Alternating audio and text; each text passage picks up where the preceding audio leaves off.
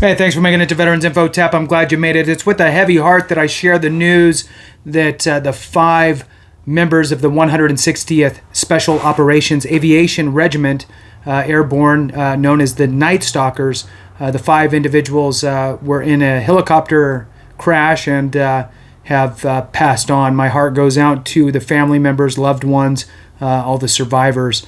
I wanted to share the information here with you just to bring awareness to this. So with that, hit the thumbs up and subscribe. I appreciate it. Share it with a friend. All right, jumping into it here. The headline is 5 U.S. Special Operations troops killed in Veterans Day weekend crash after training mishap. Let's moving on here. 5 American service members were killed in a crash late Friday after their helicopter had a mishap during a training exercise and went into the eastern Mediterranean Sea, the military said Sunday. 2 officials confirmed that the 5 were Army Special Operations soldiers, as first reported by the New York Times and Washington Post. Search and rescue efforts went into Saturday before being called off, according to the officials.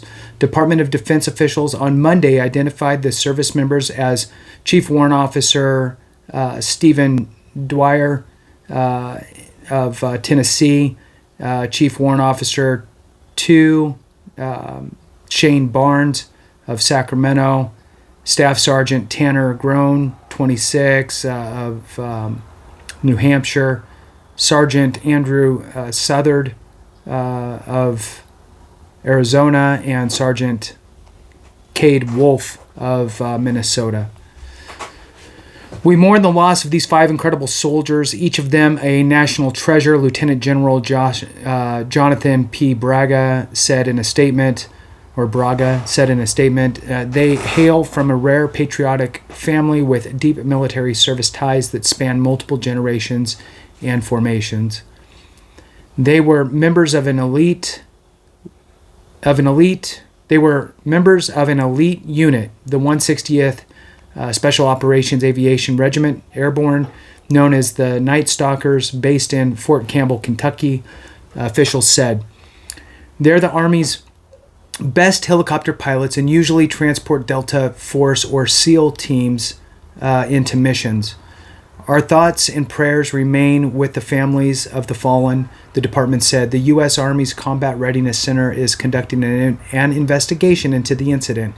The craft that crashed was an MH-60 helicopter, the official said.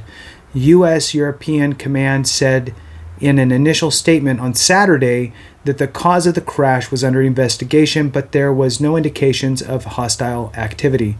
The aircraft was conducting a routine air refueling mission when the mishap occurred, according to the European Command statement on Sunday.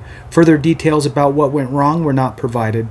The helicopter went down near Cyprus, a third U.S. official said. The crew was part of the Special Operations Forces recently sent there to be in place if needed to help evacuate American citizens from the region amid the unfolding of the Israel-Hamas war, according to this official.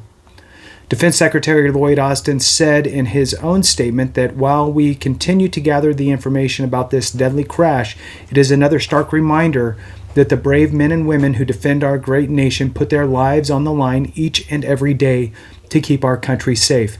They represent the best of America. We will remember their service and their sacrifice.